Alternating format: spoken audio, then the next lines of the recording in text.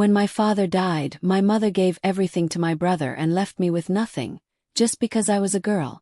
My heart shattered so violently it felt physical, like something inside my chest had cracked open and collapsed inward. I remember sitting there, unable to breathe, staring at her as if she were a stranger wearing my mother's face. Everything I believed about family was a lie. Tell me honestly, would you accept being treated as less just because of your gender? What would you do if your own mother chose your sibling over you? Could you forgive that kind of betrayal? My name is Madison, I'm 23, and this happened in Columbus, Ohio, the place I used to call home without hesitation. Growing up, I was always closer to my dad than anyone else. He was the kind of man who worked long hours but still showed up. Every school play, every late-night talk, every moment when I felt like the world was too much. He used to call me his strong girl, like it was a title I had to live up to. I believed him. I believed that meant something. The day he died, everything turned gray. Not metaphorically, I mean literally, like the color drained from the world. The sky was dull, the air felt heavy, and even sound seemed distant, like I was underwater. I wore a black dress to his funeral, one he had once said made me look like I could take on the world. My hands wouldn't stop shaking as I stood beside his coffin. I kept thinking he would sit up, smile, and say it was all some terrible joke. But he didn't. At the funeral, people kept hugging me, whispering things like, "He was so proud of you, and you were his favorite." And for a moment those words held me together. They felt like proof that I hadn't imagined our bond, that what we had was real.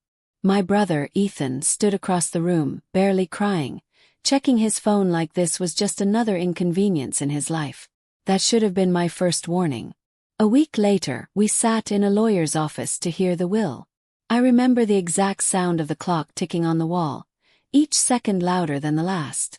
My mother sat straight, composed, almost cold. I thought she was just grieving differently. I wanted to believe that. Then the lawyer began reading. And everything changed. The house, left to Ethan. My dad's business shares, left to Ethan. Savings, investments, everything, Ethan. My ears started ringing like a high-pitched scream that wouldn't stop. Kept waiting for my name. There had to be something. Anything. But there wasn't. I laughed at first, this small, broken sound that didn't feel like it came from me. There's been a mistake, I said, my voice trembling. The lawyer avoided my eyes. My mother didn't. She looked straight at me and said words I will never forget. "You're a girl. He needs it more." That was it. That was her explanation. Not even an apology. Not even hesitation. Felt erased. Like I had never mattered at all. Do you know what it feels like to have your entire identity reduced to something you can't control? To be told, in the most final way possible, that you are worth less. I couldn't breathe. My chest tightened so hard I thought I might pass out. I stood up too fast, knocking my chair back, and stumbled out of the room. I don't even remember leaving the building. The next thing I knew, I was in my car, gripping the steering wheel, sobbing so violently I couldn't see. I replayed her words over and over. "You're a girl. He needs it more." What does that even mean? More than what? More than me. More than fairness. More than love. The days that followed were worse. Grief mixed with humiliation. Anger mixed with disbelief.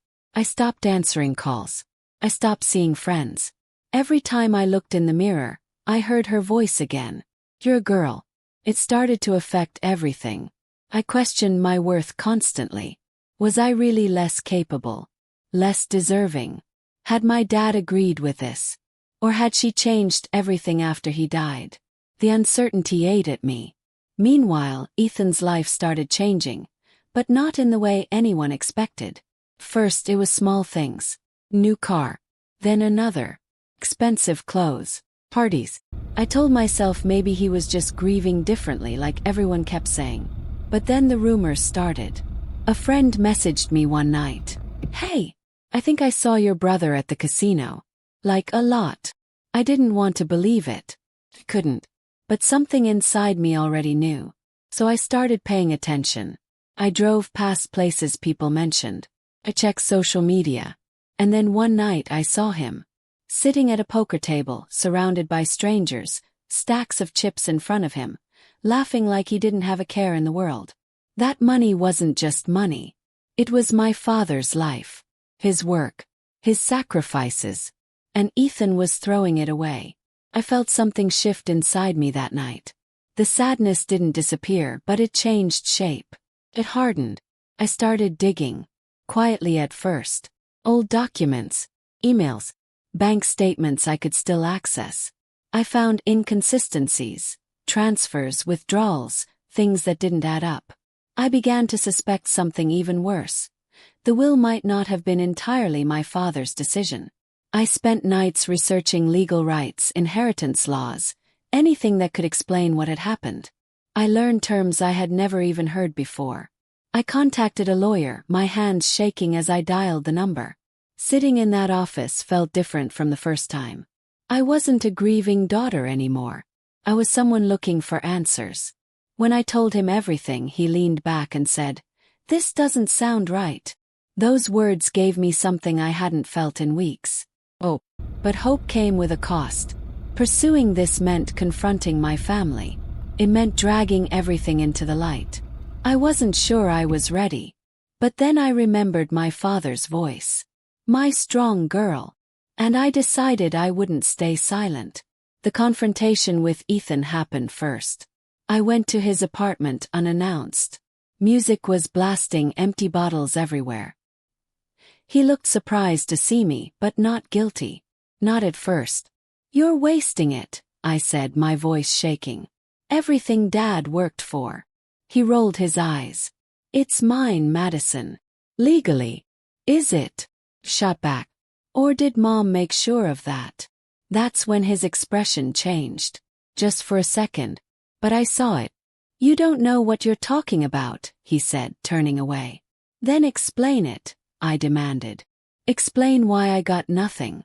Explain why you're burning through it like it's nothing." He snapped. "Because I can. Because I was the one expected to carry on the family name, okay? That's how it works." I stared at him, stunned. "That's how it works. In what world?" "In ours," he said quietly. That hurt more than anything. The confrontation with my mother was worse. I went to the house that used to feel like home but now felt, in my own language of memory. She was sitting at the kitchen table like nothing had changed. "Why?" I asked, my voice barely above a whisper. She sighed like I was being difficult. "We've been through this." "No," I said, stepping closer. "You talk. Listen. Now you're going to answer me." Her expression hardened. "Ethan needed stability. You're independent. You'll be fine. So I get nothing." My voice cracked. "Because I'm fine." "You're a girl, Madison," she said again, like that explained everything. I felt something break, but this time it didn't leave me weak. Made me steady. "I'm taking this to court," I said. She laughed. Actually laughed. "You don't have a case." But she was wrong. The legal process was long and exhausting. Meetings, paperwork, evidence. I had to relive everything over and over. There were days I wanted to quit. Days I sat in my car outside the courthouse, crying, wondering if it was worth it. Would you have fought back? Or would you have walked away? In court I saw a different side of everything. Documents were examined. Witnesses spoke. My lawyer presented evidence suggesting undue influence, inconsistencies, and financial manipulation. My mother and Ethan denied everything, of course. They painted me as emotional, unstable, greedy. But the truth has a way of surfacing. Piece by piece, their story started to fall apart. And then, finally, the decision came. The judge ruled that parts of the inheritance had been improperly allocated. I was granted a rightful share. It wasn't just about the money. It was about acknowledgement. I walked out of that courtroom feeling something I hadn't felt in a long time. Validation. Later, my mother asked to meet. I almost didn't go. But I needed closure. She looked smaller somehow, less certain. "I was wrong," she said quietly. "I thought I was doing what was best." "For who?" I asked. She didn't answer right away. I didn't think you needed it. That's not the point, I said. I needed to be treated like I mattered. Tears filled her eyes.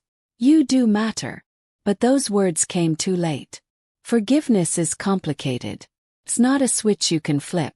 It's a process. Some days I feel like I'm getting there. Other days I remember everything and the anger comes back. What would you do? Could you forgive someone who made you feel invisible? I've started rebuilding my life. Slowly, carefully. I've learned to separate my worth from their actions. I've learned that family isn't just about blood. It's about respect. But some wounds don't fully heal. They become part of you. Reminder. I'm still my father's daughter. Still his strong girl. But now I define what that means. And no one, not even my own family, gets to take that away from me ever again.